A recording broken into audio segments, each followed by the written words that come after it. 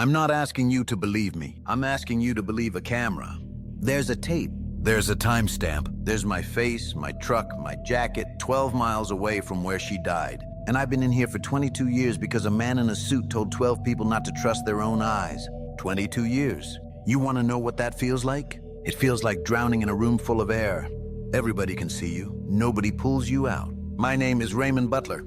Raymond Oscar Butler. I'm 71 years old. I've been at Greensville Correctional since the fall of 2003. My hands used to be steady. Had to be. I was an electrician. You run a live wire wrong, somebody dies. Steady hands, steady mind. That was the job. Look at them now. Denise and I had our difficulties. I won't pretend we didn't. But difficult ain't deadly. Difficult is just two people trying to figure out how to love each other without burning the whole thing down. Somebody burned it down. It wasn't me. I started at Norfolk Naval Shipyard when I was 23. Summer of 1977. They hired me as an apprentice. $3.85 an hour. I thought I was rich. I spent 26 years in that yard. 26. Rewiring combat systems on destroyers, cruisers, submarines. You crawl into spaces so tight your shoulders scrape both walls. You're holding a flashlight in your teeth and a soldering iron in your right hand, and if you touch the wrong wire, you go home in a bag. That was Tuesday. That was every Tuesday for 26 years. I had a little house on Maple Avenue. Nothing fancy. 2 bedrooms, a porch that leaned a little to the left. I kept saying I'd fix that porch. Never did. Weekends I fished, Chesapeake Bay, off the pier at Ocean View. Sometimes I'd take my daughter Crystal out with me. She hated the worms, loved the water. She was from my first marriage. Her mama and I split up in '91. Wasn't ugly. Just ran out of whatever keeps 2 people in the same room. I met Denise at a shipyard cookout, 4th of July, 2001. She worked at the base commissary, had this laugh that carried across a parking lot. You'd hear her before you'd see her. We started seeing each other that fall. It was good. It was complicated. We were both stubborn people. She had her ways, I had mine. We split up twice in those 2 years, came back together both times. But I'll tell you something, and you listen close, I never raised a hand to that woman. Not once. Not even close. Arguments? Sure. Door slamming. Yeah. But my daddy was a violent man, and I swore on his grave I would never be that, and I wasn't. September 14th, 2003, a Friday. I know everything about that day, every minute, because I've replayed it so many times in this cell that it's worn a groove in my brain like a record that skips. I worked a double shift. We had a frigate in dry dock. The electrical systems were corroded down to the copper. I didn't leave the yard till 9:43 p.m. I punched my time card. That card exists. 9:43 p.m., Raymond O. Butler clocked out. I was tired. I'd eaten a ham sandwich from the cafeteria around 6. White bread, yellow mustard, the kind of sandwich you don't remember because you've eaten 1,000 of them. The Orioles were on the radio in the break room. They were losing. They were always losing that year. I got in my truck. 97 Ford F-150 blue, dent on the passenger side from a shopping cart at the Walmart. I drove down Military Highway, stopped at the Sunoco station on the corner of Military and Indian River. Now listen to me. This is the part that matters. I pulled into that Sunoco at 10:47 p.m. The camera caught me. My face, my truck, my Norfolk Naval Shipyard windbreaker, the one with my name on the chest pocket. I went inside. I bought $12 of gas and a pack of Marlboros. The cashier, a kid, couldn't have been 20. He remembers me because I asked him if the Orioles won. They didn't. Denise was murdered in her apartment on Chesapeake Avenue. The medical examiner said between 10:15 and 10:30 p.m. Chesapeake Avenue is 12 miles from that gas station. You tell me. You look at those numbers and you tell me how I killed a woman at 10:15 and bought a pack of cigarettes 12 miles away at 10:47 without a drop of blood on me, without a mark on my hands, without so much as breathing hard. You tell me how that works. Because nobody in 22 years has been able to explain it. But here's what the prosecutor told the jury. He stood up in that courtroom, nice suit, nice tie, nice haircut, and he said, "The video is not clear enough for positive identification. Not clear enough.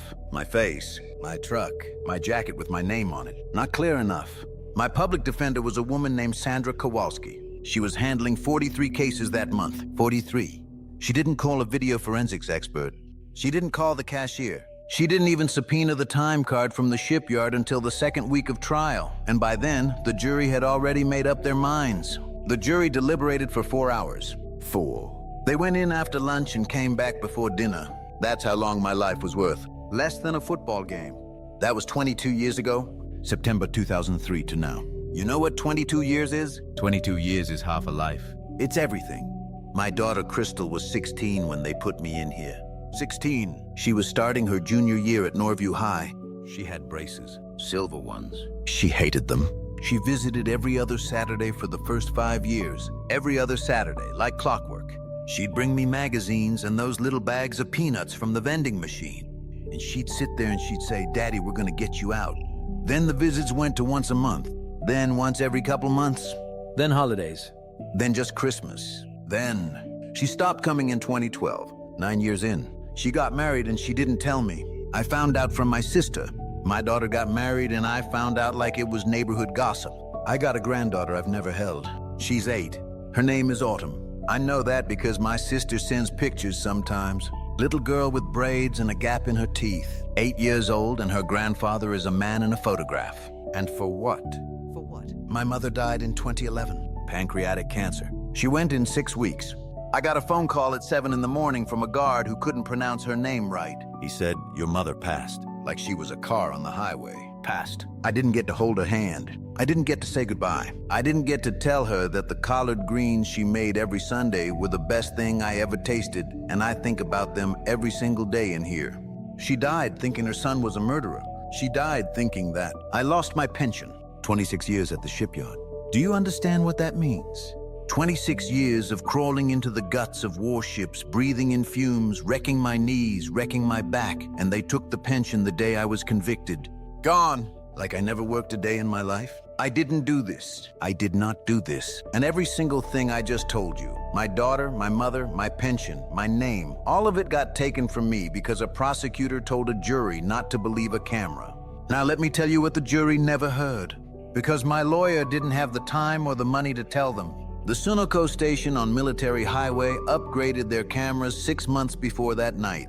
New system, digital. The timestamp is synced to the satellite. That's not a guess, that's GPS accurate time.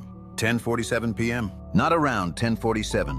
Not approximately. 10:47 and 22 seconds. The medical examiner's window, 10:15 to 10:30. That's 17 minutes at the shortest. 12 miles. You want to tell me I killed a woman, cleaned up, got in my truck, drove 12 miles through Friday night traffic on Military Highway, and walked into a gas station calm enough to ask a stranger about a baseball score? In 17 minutes? You ever seen a man who just committed a murder? You think he walks in and chats about the Orioles. There was no DNA linking me to that crime scene. None. My fingerprints were in her apartment. Sure they were. I was her boyfriend. I'd been in that apartment 100 times. That's not evidence. That's called having a life. The only physical evidence the prosecution presented was proximity. I lived in Norfolk. She lived in Norfolk. That's it. That's the case. Now, Denise and I, she filed a restraining order that spring, and she withdrew it 2 months later. She withdrew it herself. We were working things out. People fight. People file papers they don't mean. She took it back. That should tell you something, but it doesn't tell you I killed her. Nothing tells you I killed her, because I didn't. I used to write letters every week to lawyers, to the Innocence Project, to reporters, to politicians. I got a filing cabinet full of letters in this cell. Most of them came back unopened. The ones that didn't, "We regret that we are unable to take your case at this time." I've read that sentence so many times it doesn't mean anything anymore. It's just shapes. I filed 4 appeals. 4 times I sat in front of a judge and said the same words. 4 times they said no. Each time the same reasons. The evidence presented at trial was sufficient for a reasonable jury to convict. Sufficient, that word. Like justice comes in a cup and you only need to fill it halfway. I'm 71 years old. I got 8 years left on my sentence if they don't deny my parole again. If my body holds out that long, my knees are shot. My back, 26 years in ship hulls will do that. I can't sleep more than 3 hours at a stretch. Sometimes I think it'd be easier if I had done it. At least then I'd know why I'm here. At least then there'd be a reason for all this. You understand? When you're guilty, the punishment makes sense. It's awful, but it makes sense. When you're innocent, nothing makes sense. Nothing. You just sit here and the world keeps turning outside and your daughter grows up and your mother dies and your granddaughter learns to ride a bike and you're in here because 12 people believed a suit over a camera. I didn't do it. I'm tired of saying it. I'm tired of it meaning nothing. But I'll say it till they carry me out of here. Because it's the truth. And the truth is all I got left. There is a tape in an evidence locker in Norfolk, Virginia. It has my face on it. It has a time on it. And it has the answer. Somebody just has to watch it.